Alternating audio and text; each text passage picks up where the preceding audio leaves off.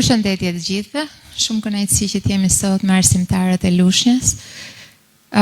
Për të drejtën, kryeministër unë i kam takuar shpesh, pasi janë zemra e qytetit dhe padyshim kanë gjithmonë gjëra për të thënë, për të sugjeruar, të cilat na përmirësojnë në punën tonë, por duhet të thënë gjithashtu që qarku i Fierit ka 196 shkolla publike dhe numri i arsimtarëve është më shumë se 2700.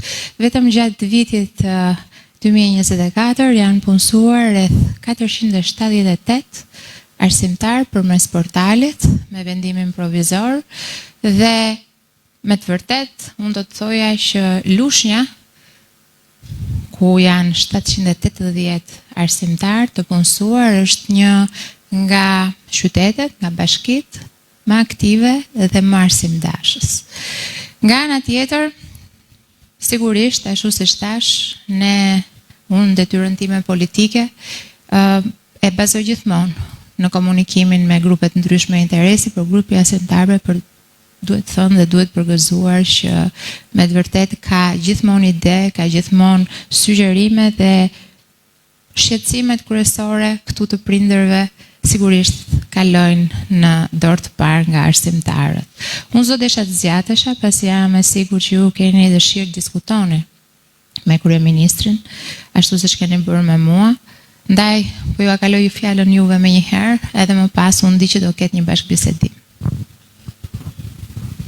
Mirë, shumë faleminderit edhe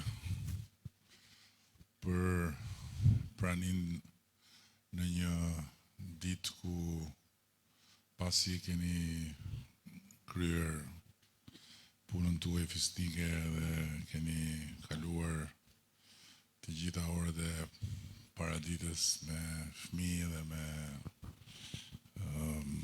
vajza dhe djem pak më të rritur, po që gjithsesi prap janë fëmijë, keni gjetur edhe kohën, po edhe keni ardhur me dëshirën që të bëjmë një bashkëbisedim. E vërteta është që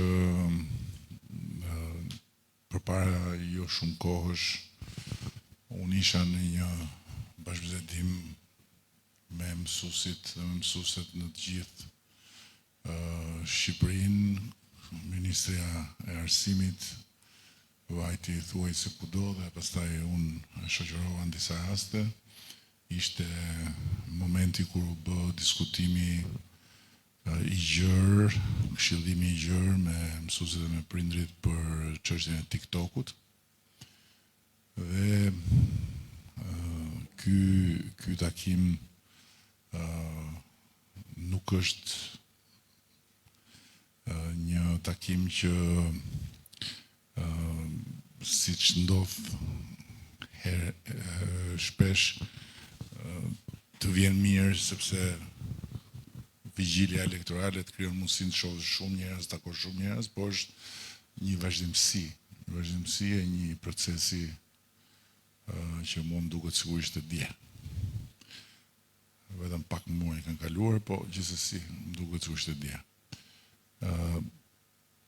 Më vjen shumë mirë, po ashtu që ne sot mund të diskutojmë për arsimin, për sfidat, për shqetësimet, por një pjesë të rëndësishme të shqetësimeve që kishim, nuk e kemi më, ndërkohë që patjetër shqetësimet reja kanë lindur. Nuk kemi më shqetësimin e jashtëzakonshëm të pasigurisë plot të mësuesve dhe mësuesave në punë. Se e them këtë mësuesve, në fakt burrat mësues janë vetëm për të mos marrë mësysh se shumica dërmuese janë gra dhe vajza. Ishte absolutisht e pasigurt të punoje në arsimin publik dhe të mund të mendoje qetësisht për të nesërmen, sepse nesërmja mund të sillte heqje nga puna ose hedhjen si top në një vend tjetër, shpesh herë për të hequr pa të hequr, për të detyruar që t'ikësh në pamundësi për të shkuar në atë vendin tjetër.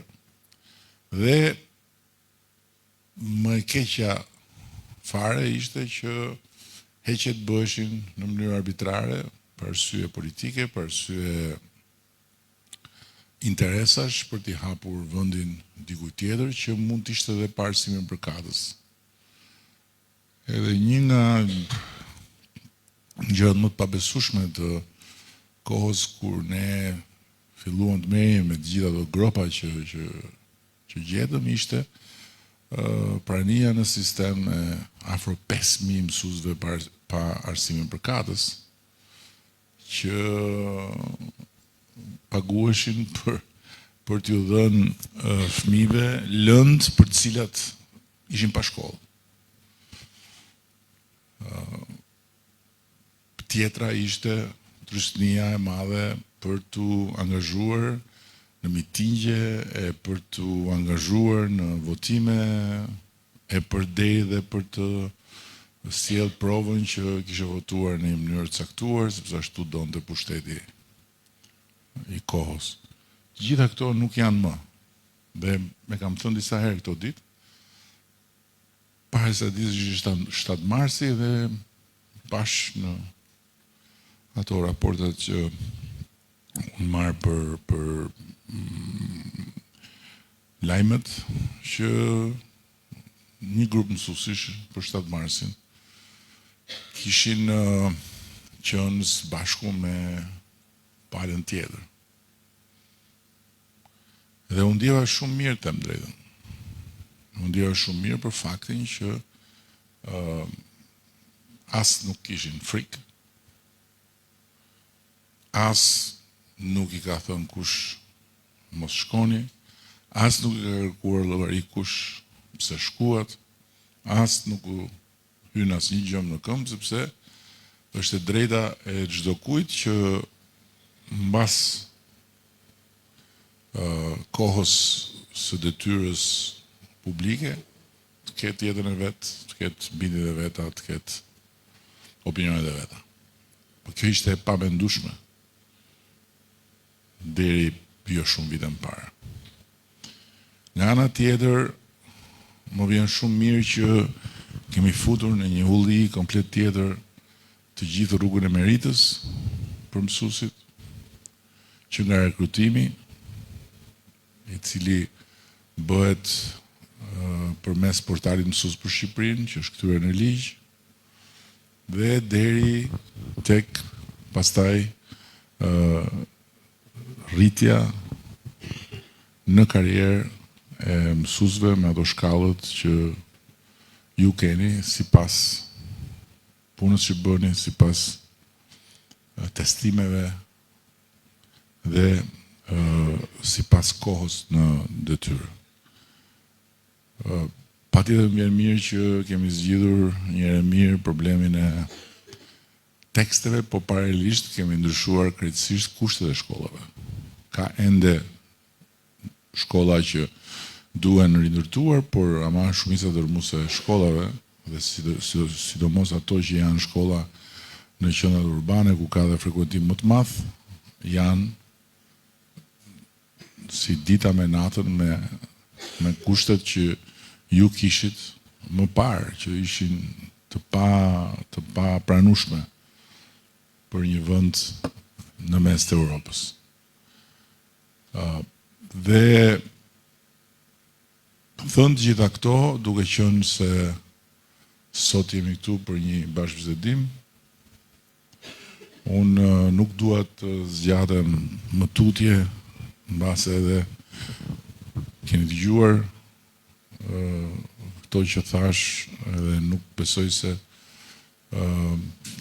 është e udhës t'ju marrë më shumë kohë nga koha për të ndërhyrë dhe për të thënë ose pyetur ose ngritur shqetësime,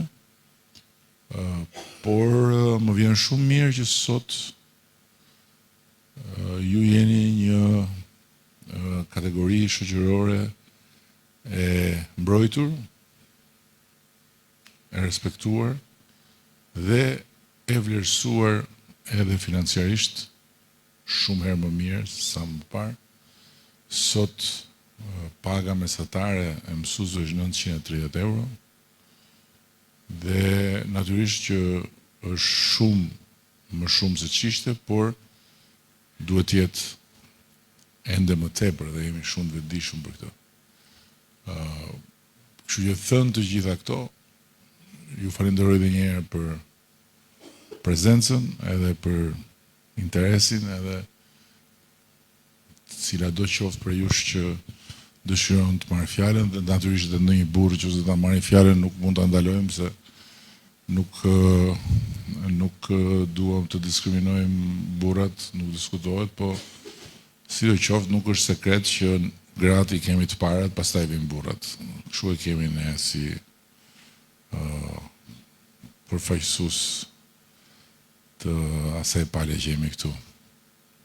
Përshëndetje zoti kryeministër, quhem Marta Dhamo, jam një mësuese, prej 21 vjetësh në arsim. Si fillim dua ta nis me një falënderim për ju, për frymën e re që keni sjellë në qarkun ton, duke vendosur shefe Belindën si drejtuese qarku. Dhe e dyta, miraku jon janë pagat. Ju e thatë vetë, shumë bukur, që pagat tona janë rritur, dhe unë duke qenë se kam 21 vjet në arsim, e ndjej shumë mirë dhe di shumë mirë se sa janë rritur pagat. Por di edhe që ka qenë një prioritet juaj dhe qeverisë tuaj rritja e pagave. A mund të na thoni në mandatin tuaj të 4 sa do të na e bëni rrokën? Me pak fjalë. Ne do të bëjmë së shpejti edhe hapin tjetër të paraqitjes objektivave, sepse e keni dëgjuar, besoj nuk ka rast të dëgjoni që mua më thonë shpeshherë që ky ja di këtij populli dele se njëherë me tepsi, njëherë me kazan, njëherë me timon, tani me bufe, me kënet, edhe s'ka program. Në fakt, këto lloj, si thosh, qershish mbi tort janë mjete komunikimi, edhe janë mjete që thjeshtëzojnë komunikimin, sipas meje, por nuk janë absolutisht as programi dhe as arsyeja apo tërësia arsyeve pse ne hym në një betejë apo pse ne duam një mandat. Dhe ne jo vetëm që kemi program, po fal programit ton dhe fal punës bërë me programin ton, sot Shqipëria është tjetër nga ajo që ishte, dhe ajo që është më e rëndësishmja, Shqipëria sot është një hap larg realizimit të një ëndre shumë të vjetër.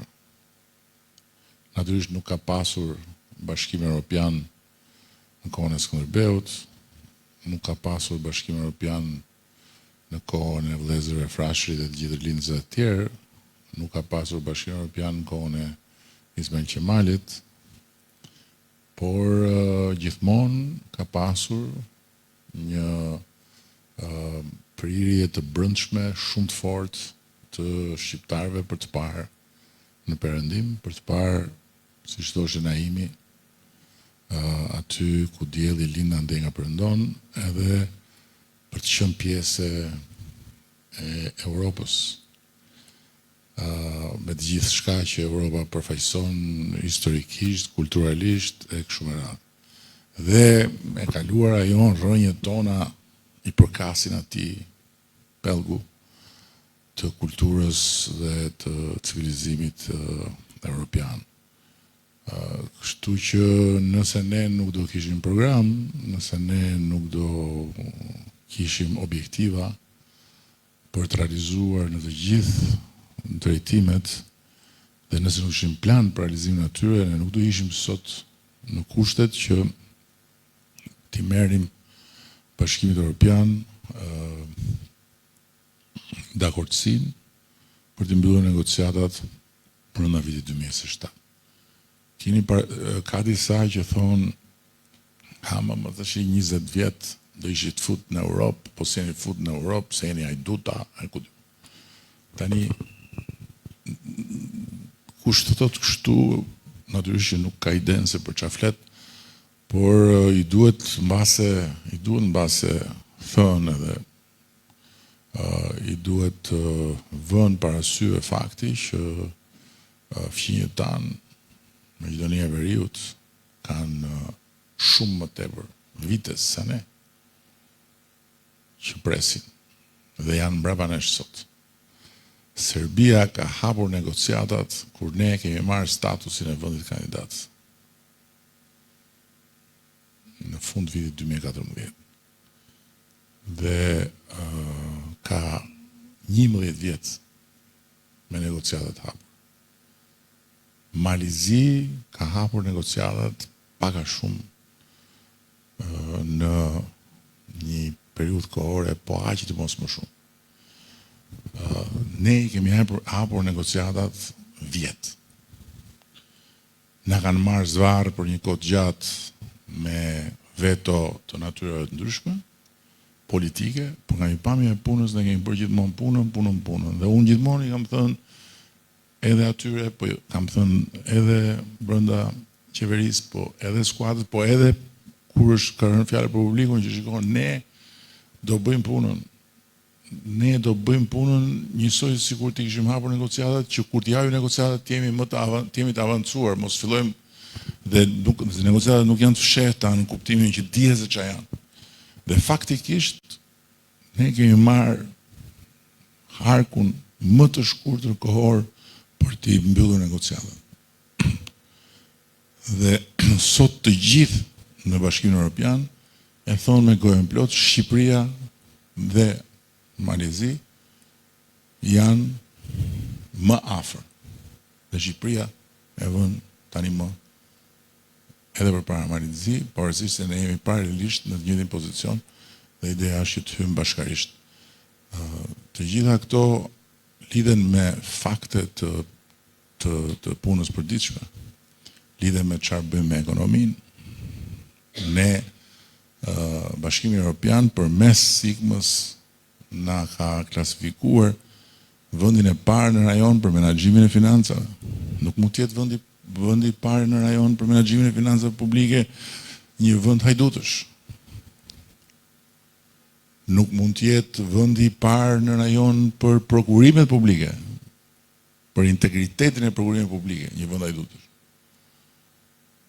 Dhe patjetër që ne kemi dhënë një provë shumë të fortë të vullnetit tonë me reformën e drejtësisë dhe me gjithë luftën kundër korrupsionit dhe me gjitha këto që ndodhin, të cilat të gjitha së bashku përbëjnë në fakt bazën edhe të rritjes dhe të fuqizimit ekonomik dhe financiar të Shqipërisë dhe për të ardhur të pyetja jote, edhe të krijimit të mundësive të reja për të rritur më tutje pagat. Kështu që pa diskutim që në Shqipërinë 2030 ne do kemi, ose drejt Shqipërisë 2030, ne duam të bëjmë hapa shumë më të mëdhenj se ç'kemi bërë deri më sot dhe janë të mundur sepse janë vendosur shumë baza. Janë bërë shumë gjëra gati dhe janë thyer shumë tabu. Shqipëria nuk është më vendi që të shikonin me dyshim maf se mos nuk janë rregull kur thoshe hajde investon në Shqipëri. Dhe sigurisht që ne do ta ndajmë me publikun edhe këtë pjesë të objektivave që kemi për pagat, të objektivave që kemi për pensionet, të objektivave që kemi për investimet, që kemi për të gjitha fushët që kemi për strehimin, që kemi për çiftet e reja, të objektivave që kemi për biznesin. Kështu që edhe pak durim, edhe do t'ju tregojmë saktësisht të gjitha ato që kemi, jo se nuk di sot të përgjigjem, por nuk dua të prish atë planin që kemi bërë për si do të dalim me fillimisht pasqyrën e përgjithshme dhe pastaj edhe me programin, me planin e bazuar në objektiva konkret. Por një gjë është e sigurt që nëse sot ne kemi sipas instatit, jo sipas meje ose sipas nesh, as sipas Ministrisë Financave, sipas instatit, nëse sot ne kemi një pagë mesatare të përgjithshme 830 euro në Republikën e Shqipërisë, që do të thotë paga e kombinuar sektor publik me sektor privat 830 euro, kjo e vetme është një shifër shumë kuptim plot për pozicionin në cilin ndodhemi. Jo për të thënë, ok, shumë mirë, ne tani po ulemi edhe se na mjafton, po për të thënë që arritëm këtu tani mund të shkojmë shumë më tutje. Dhe kemi qenë bashkë me Belindën në Greqi edhe me disa të tjerë kolegë në panajirën e punës, kur i kemi ballafaquar pagat tona me pagat atje në ato sektor për atë lloj pune, se nuk po them që në çdo sektor dhe për çdo gjë ne i kemi pagat konkurruese me Greqinë. Akoma jo, por do t'i kemi. Do t'i kemi dhe patjetër do t'i kemi. Që do të thotë që sigurisht që pagat e mësuesve, pagat e punojësve në tërësi të administratës, të mjekëve pa diskutim, të ushtarakëve patjetër, të punojësve policisë, të gjithë do të rriten më tutje, se nuk ka se si. Dhe për një arsye tjetër, e kemi diskutuar shpesh këtë gjë, sepse krijohen dy reagime. Një reagim është po pse vetëm paga dhe jo pensionet, dhe një reagim tjetër është po pse vetëm ata që punojnë në shtet. Duke filluar nga kjo e dyta, po them që kur shteti rrit pagat, dhe ne tani e kemi provuar shumë qartë, sektori privat ndjek mbrapa. E ka të detyrueshme të ndjek mbrapa. Për shembull, ne kemi arritë që për nivele të caktuara të jemi konkurrues me bankat, se ne kemi nevojë për njerëz shumë të përgatitur në nivele të caktuara dhe sidomos për shkak të negociatave me Bashkimin Evropian. E dyta, çdo pagë që rritet është një lajm i mirë edhe për perspektivën e pensioneve, sepse rritet po ashtu e ardhura nga sigurimet dhe në momentin kur shteti bëhet nxitës për të rritur edhe pagat e privatit, atëherë merr edhe nga pagat e privatit dhe shton në fondin e sigurimeve, që sot e kemi shumë më solid se që kishim. Edhe për këtë arsye jemi optimist edhe për pensionet. Por keni parasysh një gjë që ne jemi qeveria dhe do jemi qeveria. Më kujtohet një herë në një vaki e Fatos Nano, ishte kryeministër, edhe qohet në merr fjalën njëri aty dhe fillojnë të shikojnë, me pronat nuk keni gjën vi, po nuk zgjidhet puna e pronave, se puna e pronave, edhe Fatosi thotë, po, patjetër, kjo është, po ke ndonjë ide? Shumë e thjeshtë ai, çfarë ide tha? Pronat shkoi ke i Zoti, tha merrni, tha gjithë këtyre, tha ç'a janë, tha, që i kanë marrë, tha katunar, tha, pseudo qytetar dhe jepja një më vëlla atyre që i kishin, tha, gjithë atyre që kanë pas, mbaron filmit, tha, dhe pronar, tha, të tjerët. E Fatosi, tha, kjo ide, tha, shumë e guximshme, tha, dhe shumë e fuqishme, tha, po s'është për mua, tha. Duhet shkosh ta diskutosh me Sabriun, tha, se ai tha, s'ka gjë ndorë, tha, dhe bie dakord me ty. E kështë fjallën për ndjes pas Sabri Godon, që ishte kryetari i Partisë Republikane. Pra, këta që s'kanë gjë ndorë, këta t'i japin paga të jashtëzakonshme. Këta ta rrisin pensionin në sy për sy. Sy për sy, jam dhe i gëzuar sot se jam rivën në kontakt me Lulin edhe në bas shumë kohër që ishem kishte humë. Jam rivën në kontakt me të dhe është shumë pozitive kjo që se nuk shtyhet fushata pa Lulin. Po Luli për shembull i ka rrit, nuk e di se i kanë shku pagat e pensionet që ka rrit Po, dhe tashti pash që kështë dalë që thënë do ju japë vizat amerikane, do ju heqë vizat amerikane, Luli. Do më dhe mund t'i heqë Luli vizat amerikane se s'ka gjëndorë. Dhe kjo është si puna e dikujt që hedh llodarin, dali ku dali. Këta thonë, kush ta haj, e të vi, pastaj kismet. Se për fat keq ka ndodhur dhe që ju ka rënë dorë. Edhe keni parë pas se çfarë kanë bërë. Shitsa qylyma është gjithë, qylyma fluturus. Hajde merr qylymin tim. Janë dhe ca që thonë, ne jemi të rinjt, ne jemi e reja, unë s'kam asnjë gjë, përkundrazi. Por jeta dhe eksperienca më mësoi që i ri nuk për të qenë i ri nuk mjafton certifikata e gjendjes civile. Dhe për më tepër sot Shqipëria ka nevojë shumë për forcën e trinjve, për energjinë e trinjve. Për këtë arsye ne i kemi dhënë njerëzve partinë më të re që kanë në garë dhe me mundësit që të rinë të shkojnë në parlament, se partitë të re me gjithë kushuritë dhe me babajnë në kryet listës mund të bëjë çdo kush. Por edhe të bërtasi jemi rinia dhe të shaj mbare mbrap njësoj si pleqëria. Kështu që çështja është ti thuash dhe ti bësh gjërat dhe në këtë moment historik Shqipëria nuk mund të lozi. Fare, në asnjë moment një vend nuk mund të lozi, një popull nuk mund të lozi, në këtë moment nuk mund të lozi sepse na është hapur një dritare e jashtëzakonshme.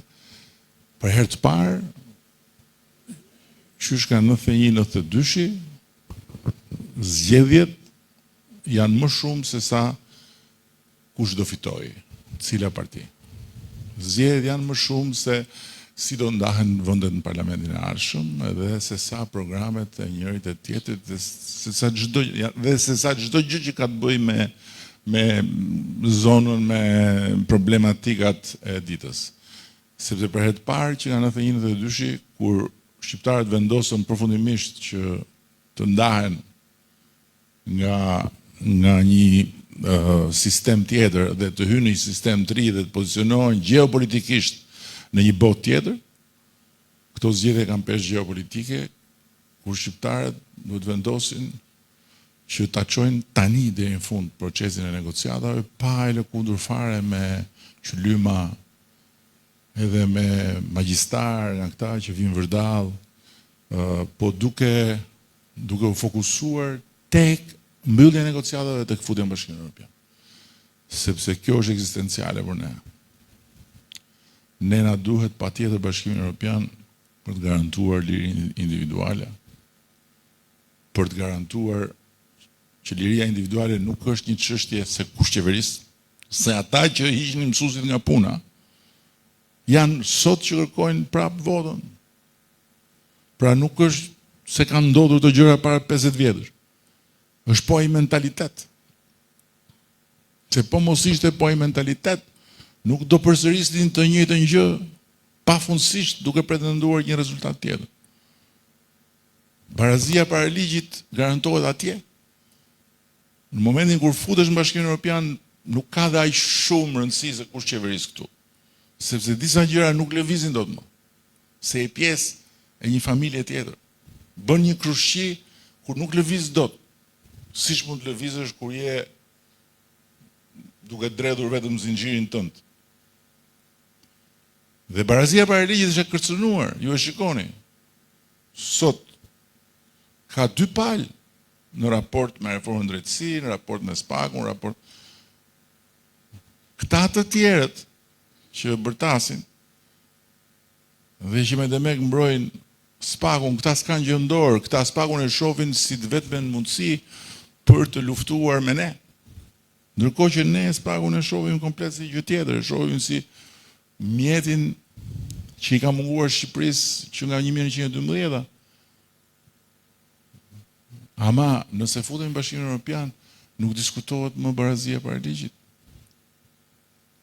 Nuk vjen dot njeri të thot do mbyll spakun, do hap, do të çliroj TikTok-un, do kupton se si mund të thot një forcë politike na jepni votën të çlirojmë TikTok-un.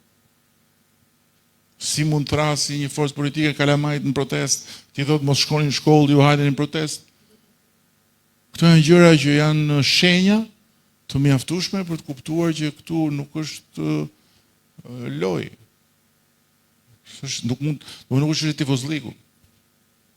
Dhe më shumë se kur edhe ata që jetojnë dhe mendojnë djathtas, duhet kuptojnë që Partia Socialiste ju duhet si mjet. Ju duhet si mjet për të arritur këtë qëllim. Futjen në Bashkimin Evropian. Futja në Bashkimin Evropian ndryshon gjithçka. Ndryshon raportin ton me historinë. Historia nuk na gjimon më nga mbrapa me hije dhe veta që të na ndaloj, ndryshon raportin ton me të ardhmen dhe ndryshon komplet raportin individual të çdo shqiptari me botën, sepse momentin që do futemi në Bashkimin Evropian, çdo njeri do ketë pasaportën evropiane. Dhe pasaporta evropiane do thotë që ti jo vetëm që nuk mundet më të ndaloj njeri atje të dil këtej, futu ke radha atje, dhe ndërkohë shef të tjerët që hikin edhe nuk i kontrollon njeri, e pastaj del një polic atje i thotë ku po shkon, kush të ftoi, sa lekë me vete, sa do rish, edhe thotë kur do ikësh. Se ne vërtet e kemi lëvizjen pa viza, të drejtën të lëvizjes, por ne kemi drejtën të lëvizim, nuk kemi drejtë të qëndrojmë. Drejtë qëndrimi s'kemi ne. O do bëjmë si azilant, o do shkojmë të bëjmë punë zeza dhe të mqifemi, o do nuk e di. Ndërsa, momentin që kemi pasaportën europiane, ne jemi njësoj. Po aq francez sa francezët në Francë, pa asnjë egzagerim, nuk ka më dallim. Edhe në spital kur shkon, larg qoftë nëse ke një nevojë, të shërben njësoj sigurie atyshëm dhe me të njëjtin dhe rimbursohesh siguria aty. Çon fëmijët për në shkollë, nuk i thonë janë student të huaj me kuota, me tarifa ekstra, janë student. Pse ikën studentët? Pse ikën shumë student nga Londra dhe nga Britania e Madhe? Sepse kur ishin në Bashkimin Evropian,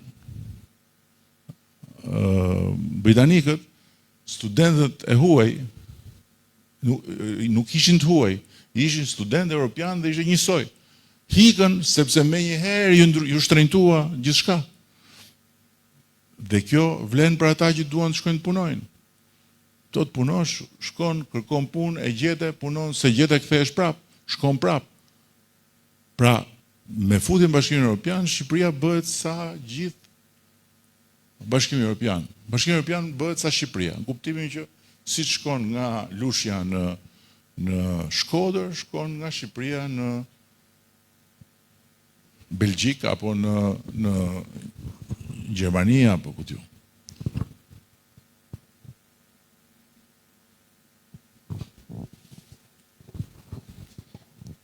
Përshëndetje zoti kryeministër, unë jam Vjollca Veliu, mësuese prej 35 vitesh në arsim. Pikë së pari do ju falenderoja për pranimin tuaj sot në këtë takim. Së dyti gjithashtu jemi të kënaqur me nismën që keni marrë për mbylljen e TikTokut, pasi ne në shkollën tonë kemi diskutuar dhe me bordin e prindërve dhe me këshillin e mësuesve dhe me shërbimin psikosocial në shkollë, dhe kjo ishte një gjë domosdoshme, sidomos për fëmijët, të cilët mund të harxhonin orë të tëra duke qëndruar në TikTok, dhe shqetësimi i prindërve ishte pasi po shfaqnin probleme jo vetëm në drejtim të mësimit, por edhe në drejtim të shëndetit të tyre, domethënë në shikim, në humbje vëmendje, përqendrime dhe gjithçka të tjera.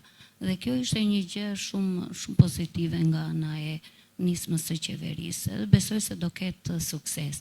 Gjithashtu ju falenderoj edhe për fjalën dhe premtimin e mbajtur për rritjen e pagave, rritje konsiderueshme. Unë thash 35 vite pune, paga që marr unë është një pagë më se mjaftueshme. Domethënë është 830 euro, siç e thatë edhe ju.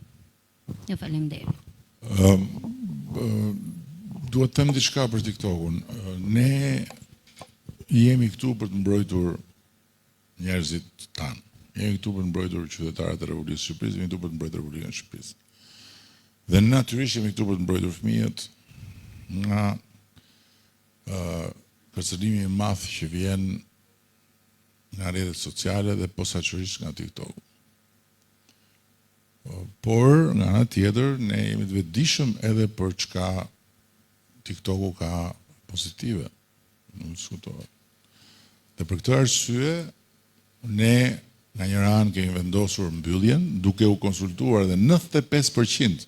Do me thënë, ka qenë një vendimarrje ku nuk ka pyet fare njëri socialista, demokrata, po e thotë Edi Rama dhe me që e thotë Edi Rama ne duhet të jemi të kundërtën, sepse kanë pas parasysh fëmijët e vet, edhe 95% prindër e mësues kanë thoshin të mbyllet. 65.000 persona mësues dhe prindër janë përfshirë në këshillim dhe janë pyetur drejt për drejt dhe kanë thënë 95% kanë thënë mbyllet. Është masive. Dhe patjetër që ne kemi marrë vendim në mbyllje dhe paralelisht kemi hapur një dialog me kompaninë. I kemi shtruar kompanisë të gjithë problematikën. Dhe i kemi thënë që ne nuk do ta lejojmë TikTokun të vazhdojë të funksionojë dhe të hyjë në shtëpiat e familjeve tona si skuth me gjitha të lloj produktesh të cilat janë pa filtr dhe faktikisht shkojnë direkt ke fëmijët. Kështu që nuk kemi fare me ju, në kuptimin s'kemi ndonjë gjë ideologjike me ju, por duam garanci. Për shembull, dhe kemi nxjerrë një sër gjërash, ja kemi vënë kompanisë në dispozicion, ata për hir të vërtetës kanë pas një reagim që unë nuk e prisja. Kanë qenë bashkëpunues dhe na kanë premtuar që do të përgatiten dhe do të vinë me një plan për të vendosur një sër mburojash. Fjala vjen, s'kan as korrigjimin, as ndërhyrjen në gjuhën shqipe, për shembull për anglishten, ata në algoritmin e tyre arrin të bllokojë fjalë ose të garantojë që një fjalë caktuara nuk përsëriten e nuk hyn atje. Për shqipen s'kan. Dhe ne jemi në kontakt me ta, punojnë një grup me ta, kështu që kur t'jen gati, unë i kam thënë, kjo gjë nuk bëhet thjesht duke na e dhënë ne se çfarë do bëni, kur t'jeni gati, do vini në Shqipëri dhe publikisht do t'i tregoni prindërve, mësuesve, familjeve se çfarë do ndryshoj. Dhe jemi dakord. Mbyllja ka filluar, teknikisht nuk është si mbyllje dritash, nuk është si shkëputje e energjisë që bën blackout. Mbyllja ka filluar, ditë pas dite gryka e TikTokut do ngushtohet dhe në një periudhë prej 10-15 ditësh normalisht do duhet të jetë blackout. Kështu që unë dua t'ju them që ne i qëndrojmë plotësisht, është e pakonceptueshme për mua, realisht e pakonceptueshme, që një forcë politike, cila do qoftë, të ngrihet edhe të kërkojë të bëjë thirrje fëmijëve mos shkojnë në shkollë që të çlirojmë TikTokun. Është e pakonceptueshme. Dhe fakti që reagimi është zero. Në kuptimin përgjigja pozitive është zero. Është shumë domethënës përsëri, sepse prindrit në këtë rast harrojnë që janë socialistë, harrojnë që janë demokratë, sepse janë prindër. Dhe unë ju them prindërve që të njëjtën harres duhet të kenë në 11 maj, sepse si shqiptar ne kemi një shans historik që nuk duhet ta humbasim. Duhet hymë bëje patjetër. nuk do të jetë e hapur dritarja pafundësisht. Është hapur tani sepse janë përputhur rrethanat tona të brendshme me rrethanat e tyre dhe ata duan. Deri dje nuk është se nuk donin, por gjithmonë e shifnin si gjë perspektive. Dhe prandaj ne bënim detyrat, thoshte komisioni që është qeveria e Europës, në kuptimin qeveria e Bashkimit Evropian, duhet hapur, shkonte te qeverit 27, çoi Hollanda, jo po se shikose. Se Hollanda kishte zgjedhje atje dhe donte të thoshte që shikose shqiptarët kështu e shqiptarët ashtu. Futej Franca nden, dilte në një shtet. Sot janë të gjithë unison që Shqipëria duhet të vi në BE. Janë unison, nuk do ta gjeni një që të thotë jo po shiko ta shohim. Të gjithë e duan Shqipërinë BE. Edhe me Greqinë që kemi pas problematikën që e dini shumë mirë, edhe Greqia është shumë mbështetëse për antarësimin e Shqipërisë Bashkimit Evropian, sepse është një moment gjeopolitik e Europës dhe ne do ta shfrytëzojmë këtë. Ne nuk jemi Turqia, nuk jemi një superfuqi ushtarake. Ne jemi një vend i vogël, por i kemi bërë vend vetes. I kemi bërë vend vetes dhe nuk duhet të humbasim trenin. Treni i historisë do të ndalojë në stacion në 11 maj. Duhet kapur, s'duhet lëshuar. Dhe kjo është për të gjithë. Gjithsoj si për TikTokun, që nuk pan majtas djathas, po thanë duhet mbyll. Edhe këtu, s'ka majtas djathas, duhet hym. Dhe nuk hym dot ne tani me figura dhe me grupime që nuk din ku kanë kokën e s'dim deri ku i kanë këmbët. Nuk hym dot. Nuk hym dot me një çorb me lloj një pazar oriental atje, hajde dhe qylyma, shesim qylyma, kape qylymin tim se do fluturosh kështu, të vinë pensionistët me qylymin tim se do t'i çojmë këtej, hajde merr qylyma. Nuk mundemi ne ta bëjmë këtë gabim në 11 maj.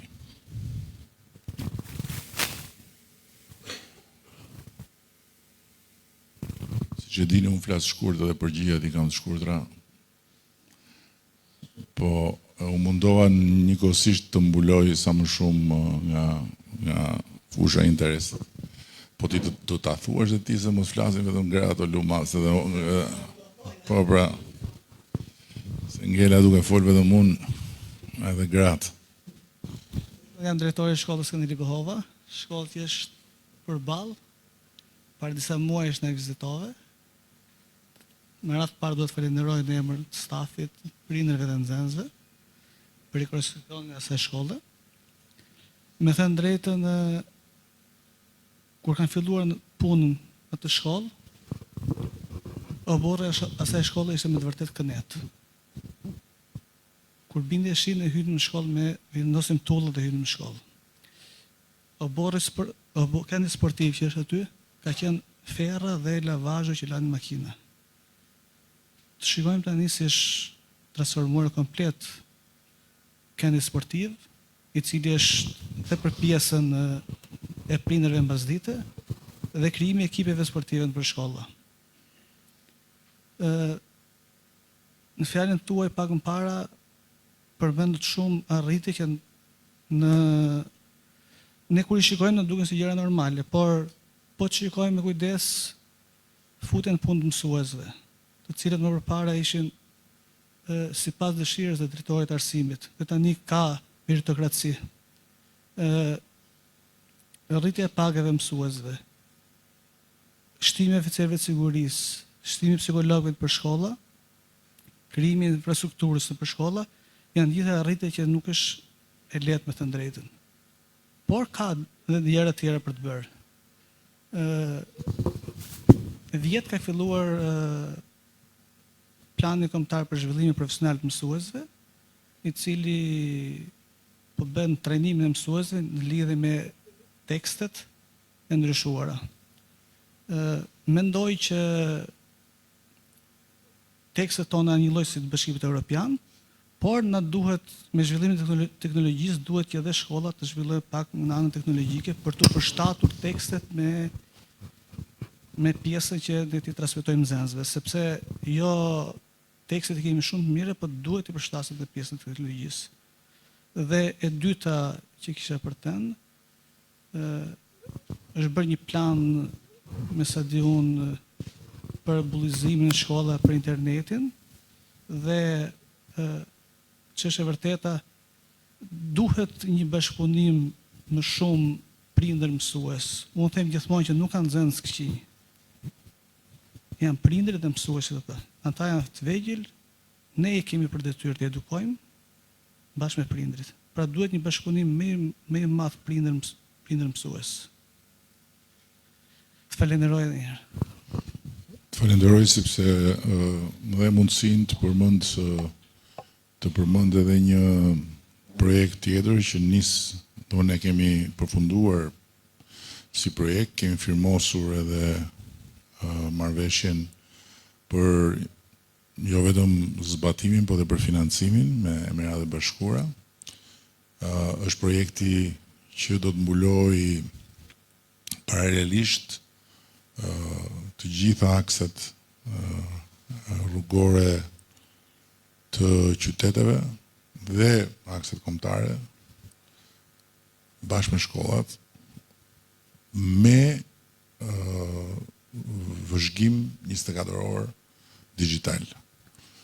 Dhe projekti ka pasur një sukses të jashtëzakonshëm në Emiratët e Bashkuara dhe në disa vende të tjera, por është projekt shumë i avancuar, është teknologji shumë e avancuar në uljen masive të rasteve të bullizmit, në rritjen, domethënëse, të frekuentimit, në marrëdhëniet brenda klasës, sepse faktikisht gjithçka zhvillohet në një sy të tretë. Dhe syri i tretë është drejtoria e shkollës, është edhe syri i komunitetit prindërve. Pra, në çdo moment, qoftë drejtori i shkollës apo personat e ngarkuar prej tij për të ndjekur mbarvajtjen e mësimit në klasë, mund të shoh se si është zhvilluar mësimi në orën X.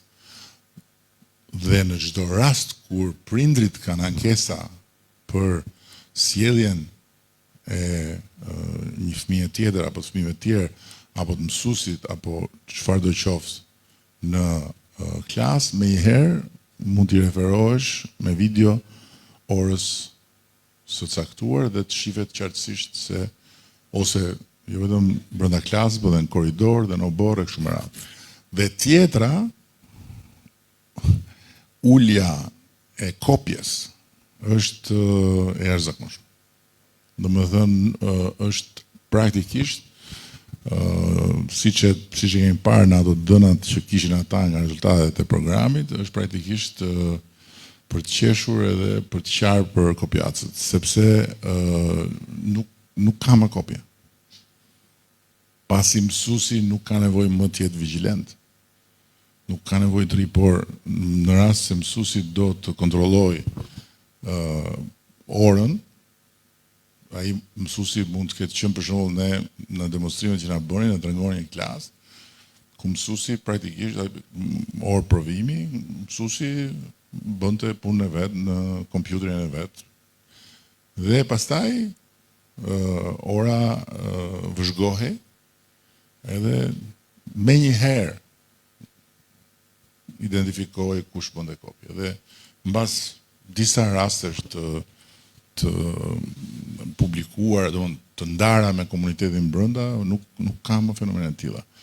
Kështu që ky element do të forcojë shumë, jo vetëm sigurinë, por do forcojë edhe mirë kuptimin mes mësuesve dhe prindërve, sepse shumë herë ju e jetoni përditë, prindrit vinë me një shkallë subjektivizmit caktuar, pasi normal që në një farë mënyre mbajnë anën e fëmijës. Mësuesi ndjehet nën presionin e dy palë prindërve që pozicionohen, edhe nuk është e lehtë. Në rastin konkret, çdo raport të paktën në këtë nivel bëhet transparent. Kjo është e para. E dyta është që ne duam ta fuqizojmë edhe më shumë lëvizjen e sportive në shkollë, na ka dhënë goxha rezultat, ju e dini vetë, por duam të fusim dhe sportet tjera, pra duam të arrim në një pikë ku asnjë fëmijë mos mbetet pa bërë një sport, se jo të gjithë mund të lozin volejboll dhe të lozin basketboll, por ka dhe sportet tjera që nga sportet me vrap deri ke sportet ulur për të luajtur shah, që janë të gjitha për të futur. Ndërkohë sot që flasim janë 32 laborator inteligjent në shkollat e Qarkut Fierit, Smart Labet, dhe ku fëmijët bëjnë program, mësojnë kodimin, dhe do t'i shtrim dhe do shkojmë në 200 të tillë, ndërkohë që me programin e përgjithshëm, domethënë kemi shkuar në 200 sot që flasim, me programin e përgjithshëm do të arrijmë të mbulojmë 900 e disa dhjetra pika në shkolla, dhe nuk do ketë asnjë fëmijë që nuk do ketë akses në programet e kodimit edhe të teknologjisë.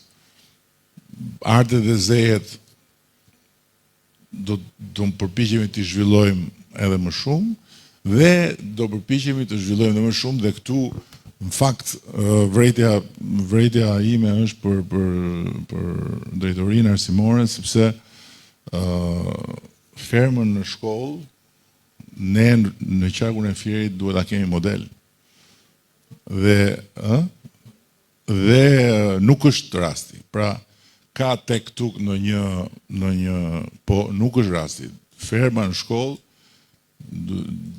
duhet të jetë në çdo shkollë, që fëmijëve jo vetëm t'i japim teknologjinë, por t'i japim edhe sensin, ndjesin e tokës, të prodhimit nga toka, të dinë fëmijët që domatet nuk i prodhon TikToku. Se i shohin gjitha në TikTok edhe ju duket sikur në TikTok prodhohen edhe gjitha ato që shifen. Ta dinë që qumshi nuk del nga lopa e TikTokut. Edhe në Fier është vendi për të bërë, në Qarkun e Fierit për të bërë një model me të fermave në shkollë, se ju keni gjithë të bujqësi, keni ferma, keni njerëz dhe instituti, kështu që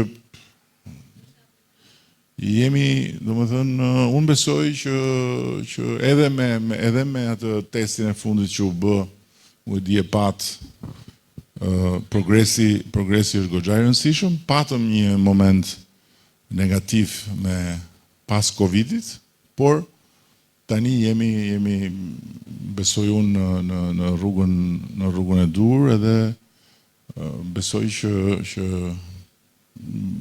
punës së mësuesit nuk ja heqim dot vështirësinë që kanë vetvete.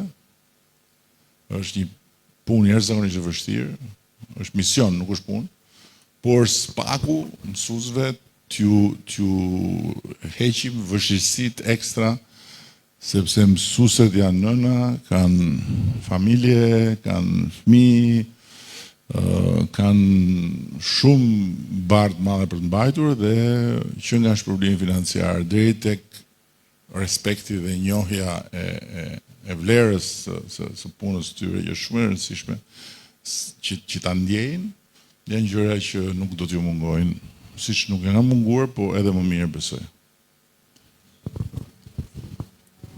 Unë vi ku më sjellin, shkoj ku më çojnë, mbyllen i hapen e si doni, unë këtu jam, nuk mund të ri akoma. Zysha do që ta mbylli. Vendise pak. Endeza, shumë faleminderit, ishim të nderuar nga pjesëmarrja juaj sot, ishte një bisedë shumë e volitshme dhe ne morëm feedbackun ton shumë pozitiv, shpresojmë që edhe për juve të jetë e njëjta gjë.